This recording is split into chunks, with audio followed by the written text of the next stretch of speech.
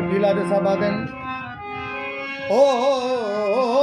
ਮੈਨੂੰ ਬੇਸ਼ੱਕ ਜਾਨ ਪਿਆਰੀ ਹੈ ਪਰ ਜਾਨ ਤੋਂ ਪਿਆਰਾ ਤੂੰ ਏ ਚੰਨ ਤਾਰੇ ਸੇ ਅਸਮਾਨ ਤਹਿਨ मेरी अख दा तारा तू सौ वारी जिंद कुर्बान करा करे सिर्फ इशारा तू